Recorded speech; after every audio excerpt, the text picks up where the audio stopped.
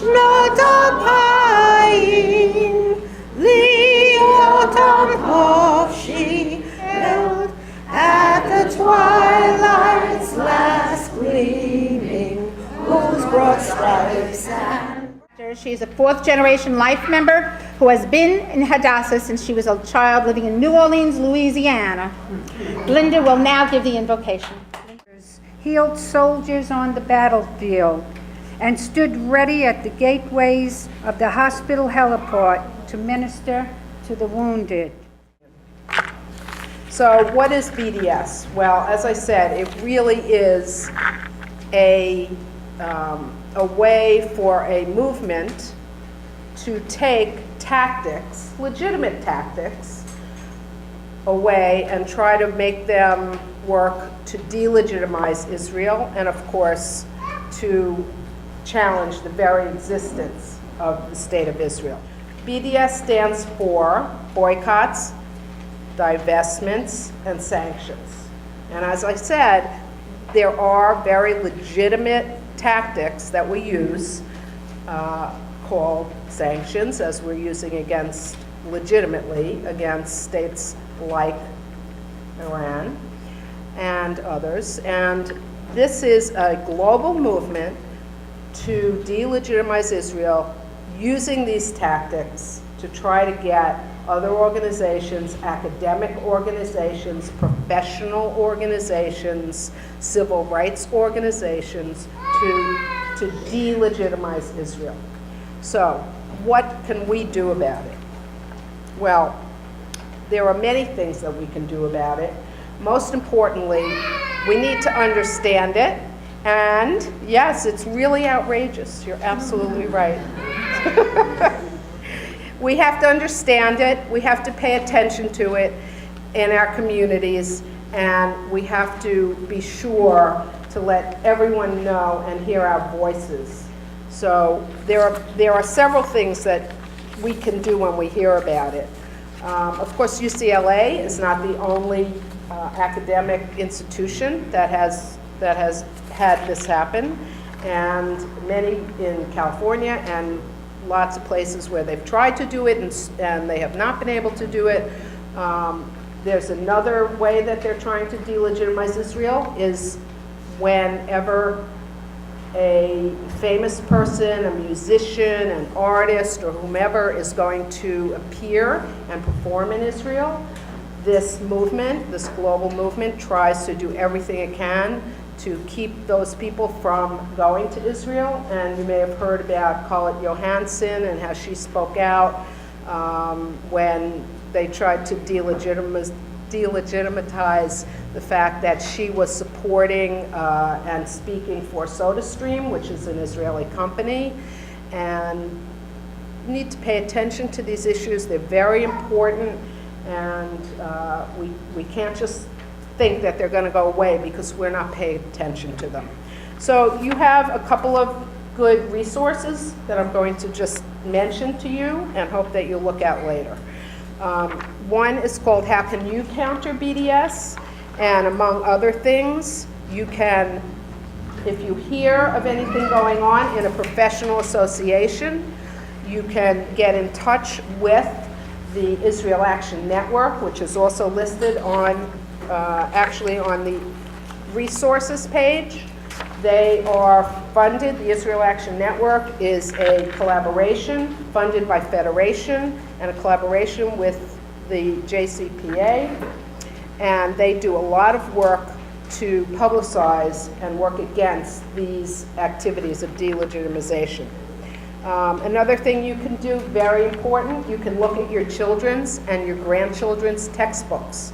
And when you see their history textbooks, not their math textbooks, when you see anything in there about Israel or the Middle East that stands out to you that you might question or think isn't right, you can get in touch with either the Israel Action Network or Hadassah.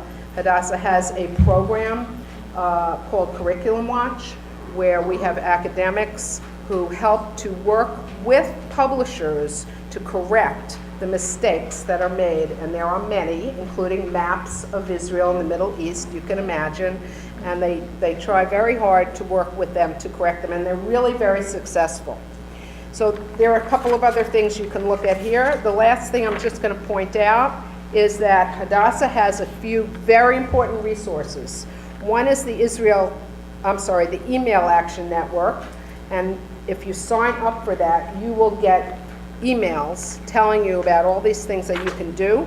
Another one is the Hadassah National Action Center, which makes it very easy for you to, in one click, to make a statement and have a voice with your congresspeople and your senators about many of the issues that Hadassah and all of us care so much about.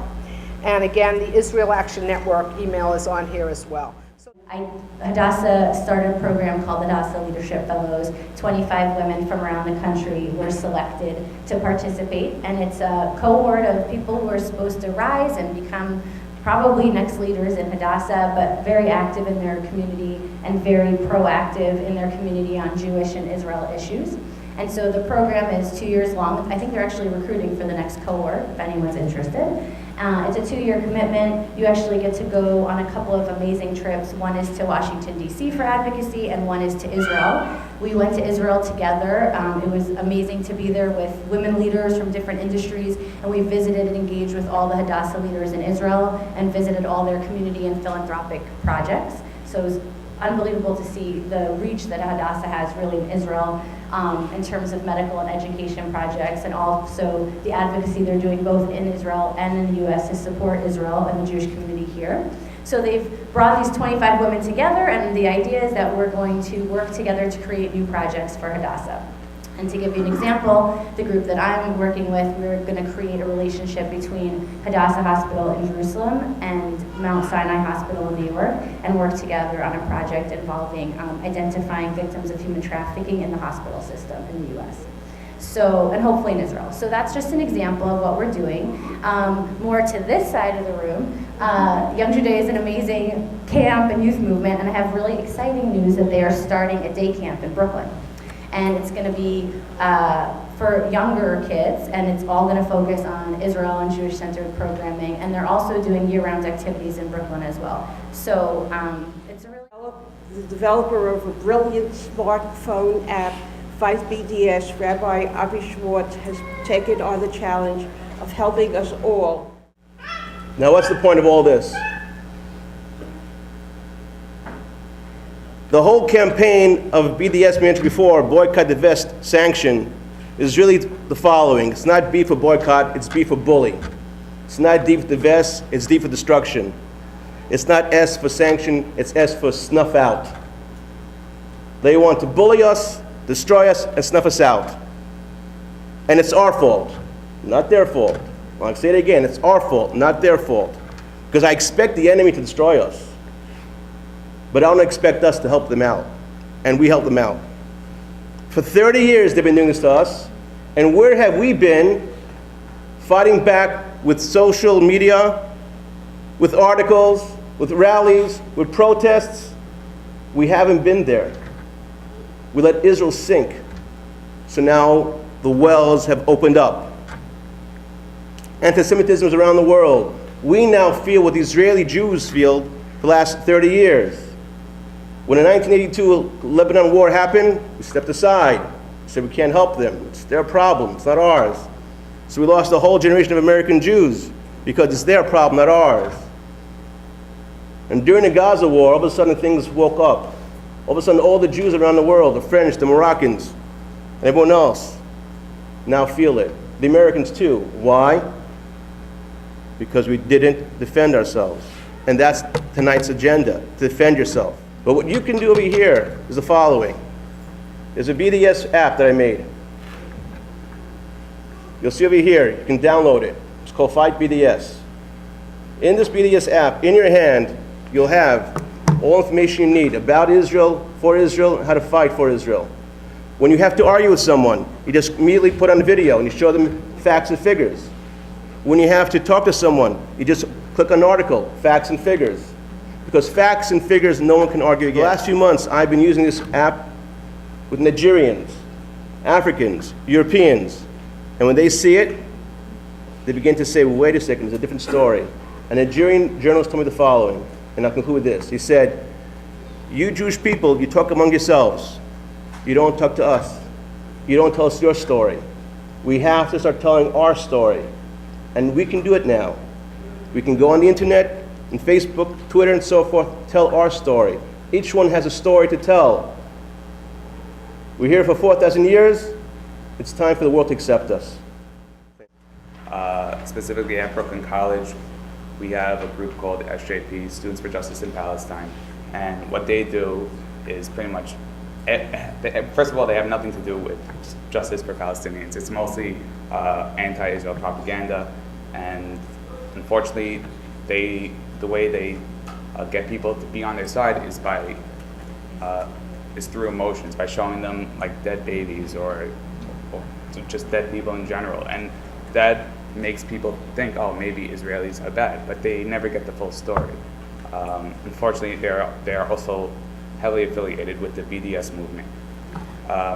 And for those of you that don't know, recently they tried to ram BDS through the CUNY system, which would have affected hundreds of thousands of students. Like I said, it's not physical with us, it's verbal, and it's very tough. But that doesn't mean that there aren't isolated incidents where it can get physical. For example, in Temple University, a student was punched in the face when he's tried to talk about Israel with an SJP member. That's just one example. You also have NYU where they vandalized the AE Pie House. It's worrying, obviously, but it's always good to have a precautionary thing to do, like Krav Maga.